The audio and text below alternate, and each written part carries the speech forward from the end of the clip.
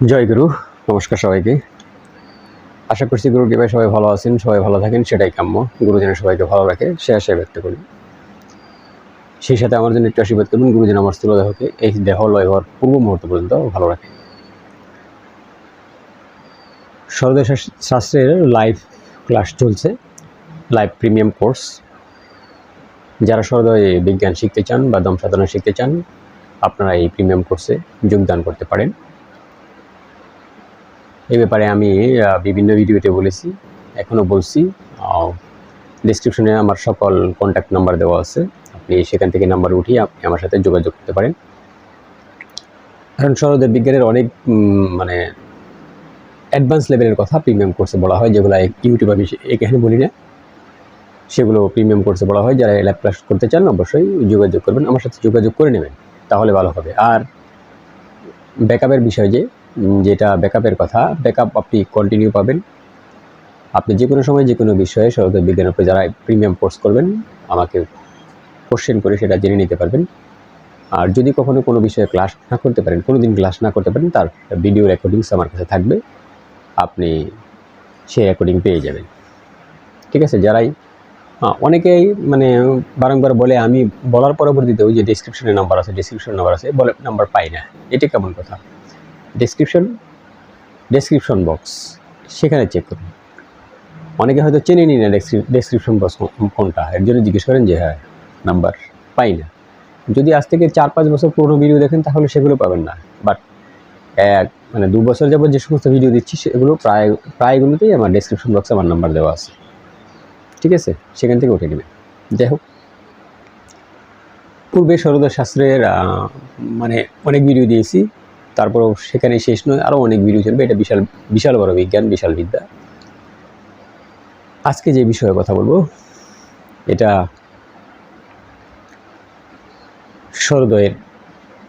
সরোদয় এবং সাধনার সাথে মানে অ্যাডজাস্ট করে কীভাবে মানুষ সাধনা করে।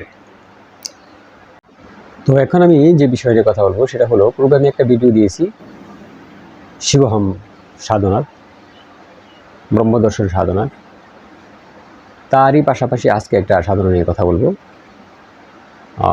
এটা আপনারা যারা কন্টিনিউ সাধনা করেন, দেখুন একটা জিনিস হলো কি, আমরা ওই মানে ইউটিউব দেখে বা বিভিন্ন জায়গা থেকে বিভিন্ন মন্ত্র বা বিভিন্ন তপজপ সংগ্রহ করে আজকে একটা, কালকে একটা, পরশু একটা, তরশু একটা, বা বিভিন্ন প্রকার বিভিন্ন সাধনা করে থাকি। এরকমটা করলে কখনোই কোনোটায় ফল পাওয়া যায় না। একটা জিনিস শেষ করার পরবর্তীতে আরেকটা জিনিস শুরু করতে হয়, এটাই হলো নিয়ম। একটা জিনিস শেষ করার পরে আরেকটা জিনিস শুরু করতে হয়। তো যারা মানে এটা বোঝেন তারা কিন্তু একটা জিনিস নিয়ে বসে থাকেন, বিভিন্ন জিনিসে মানে কান দেন না। তো লালনের একটা গান আছে যে, আপনার আপনি ফানা হলে শিবের জানা যাবে, কি নামে ডাকিলে তারে হৃদ আকাশে উদয় হবে, আপনার আপনি ফানা হলে শিবের জানা যাবে। তো নিজেকে ফানা করতে শিখুন, নিজেকে কিভাবে ফানা করতে হয় সেটা শিখুন। তো আধ্যাত্মিক জগতের যখন উপরের স্তরে চলে যাবেন তখন কোনো নাম জপ থাকে না। মানে এটা খুব গুজ্জ বিষয় কথা বলি, তখন কোনো নাম জপ থাকে না, তখন শুধু থাকে ধ্যান। এখন এই ধ্যানটা কি, এটা আগে ভালো করে বুঝে নেন। ধ্যান তো আমরা অনেক সময় দেখি যে আগে দেখতাম মানে ওই ইন্ডিয়াতে আছে যারা অনেক দূর থেকে জল আনে, তারা কিন্তু ওই মাথায় এরকম একটা ছোট গোল মানে বিড়া বলা হয়, যেটা বাংলায় বিড়ার মতো থাকে, এখানে একটা থাকে, তারপরে ওখানে নিচে একটা বড় কলস, তারপরে একটা ছোটো কলস, তারপরে একটা ছোটো কলস, তারপর একটা ছোটো কলস, এরকম 3-4টে কলস থাকে। 3-4টা কলস, 5টা 6টাও থাকে অনেকের, দেখছি আমি। দূর দূরান্ত থেকে যারা জল আনে, যাদের জল আনতে অনেক দূরে যেতে হয়, বিশেষ করে গুজরাট, রাজস্থান এই সমস্ত অঞ্চলে, তো ওনারা কিন্তু জল আনতে যান, এই সমস্ত মহিলারা বা মেয়েরা জল আনতে যান দূর দূরান্তে। তো জল আনতে গেলে কিন্তু এই যে মাথার উপর এতগুলো কলস, তো যখন যান তখনও কিন্তু নিয়ে যান, যখন আসেন তখনও কিন্তু জল ভরে নিয়ে আসেন। খেয়াল করেন, জল ভরে নিয়ে আসেন। ইনি কিন্তু হাঁটা চলা করতেছেন, এতগুলো কলস মাথায় নিয়ে হাঁটা চলা করতেছেন। এবং একজন লোক যদি সামনে দাঁড়ায়, তাহলে তার সাথে সে কথাবার্তাও বলে, ঠিক আছে, হাই হ্যালো বলে। শরীর কিন্তু লড়ছে, শরীর সম্পূর্ণটা লড়াচড়া করতেছে, জল আনার দৌড়ো শরীর সম্পূর্ণ লড়াচড়া করতেছে। বাট ওনার কিন্তু এই মাথা এইটা কিন্তু লড়ায় না, এই মাথার এইটুকু থেকে এইটুকু লড়ায় না, বাট এইটুকু কিন্তু লড়ে। শরীরের অন্যান্য অঙ্গ প্রত্যঙ্গ নড়ে, শরীরের অন্যান্য অঙ্গ প্রত্যঙ্গ নড়ে, বাট এইটুক আর নড়ে না। তারপরে তার ধ্যানটা হচ্ছে জলে, ওই কলসে। যত কথাবার্তা বলুক, যত হাঁটা চলা করুক, যেটাই করুক, ঠিক আছে, ওনার ধ্যানটা কিন্তু কলসে, ওই জলের মাঝে। এটাকে বলা হয় ধ্যান। মানে আমি যা করতেছি, ঠিক আছে, হাঁটা চলা খাওয়া পড়া যাই করি না কেন, ধ্যান কিন্তু আমার ওই যেরকম কলসি দিয়ে জল আনতেছে, কলসিটা পড়তেছে না, 4-5টা কলসি, ওটা মাথা থেকে পড়ে না কখনো, কারণ ওনার ধ্যানটা ওইখানে।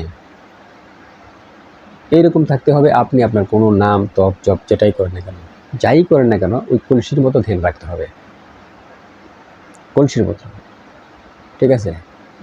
তো ধ্যানের বিষয়টা হচ্ছে এরকম, সব জিনিসের সবসময় ধ্যানে ডুবে থাকা। কথাবার্তা বলতেছেন, ধ্যান হবে, হাঁটতেছেন, ধ্যান হবে, চলতেছেন, ধ্যান হবে। কারণ ওই যে নির্দিষ্ট একটা জিনিসে যখন আপনি ফোকাস করবেন, তখন এই ধরনের জিনিস ঘটবে, এবং একটা সময় আপনার ধ্যান আর ভঙ্গ হবে না। ওটা যখন সিদ্ধি অর্জন করে ফেলবেন, তখন আর ধ্যান ভঙ্গ হবে না। এই জন্যই এরকম একটা তপ জপ, এরকম একটা নাম বেছে নেন, ঠিক আছে, যেটা আপনি চলতে ফিরতে ঘুরতে খাইতে সব সময় আপনি করতে পারবেন, এটা করলে একটা সময় আপনি এটার নির্দিষ্ট যে স্থান আছে সেখানে আপনি অনায়াসে পৌঁছে দিতে পারবেন। কেননা প্রত্যেকটা মন্ত্র বা প্রত্যেকটা জিনিসের একটা প্রক্রিয়া আছে, একটা তরঙ্গ আছে। যখন ওইটা ওই পর্যন্ত গণনা করা হয়, সেটা সঠিক উপায়ে যে কোনো মন্ত্রে, তখন ওইটার তরঙ্গটা সম্পূর্ণ সৃষ্টি হয়। তরঙ্গ যখন সৃষ্টি হয়, তখন এটার উনি কাজ শুরু করে দেয়। এই সমস্ত ব্রহ্মাণ্ডই হলো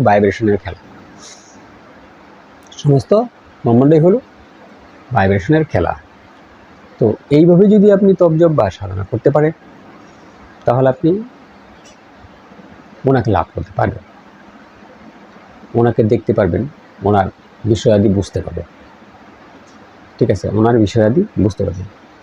তো তার পরবর্তীতে আপনি এই প্রক্রিয়া যদি আপনি চলে, আপনি তো হাঁটা চলার সময় আপনি এইভাবে ধ্যান করতেছেন, বাট আপনি যখন বসবেন, আপনার সেই ওই যে কি নামে ডাকিলে তারে হৃদ আকাশে উদয় হবে, আপনি ফানা হলে সে বেদ জানা যাবে। তখন আপনি ফানা হতে শিখবেন, জীব পরমের সাথে মেশার যে প্রক্রিয়া, সেটা আপনি বুঝে যাবেন। এবং এটা বুঝবেন কীভাবে যে আপনার সাধনটা হচ্ছে কি হচ্ছে না, এটা বোঝার ওয়ে কি, আপনি যে কাজটা করতেছেন সেটা হচ্ছে কি হচ্ছে না, সেটা বোঝার ওয়ে হলো, যখন আপনি বসবেন,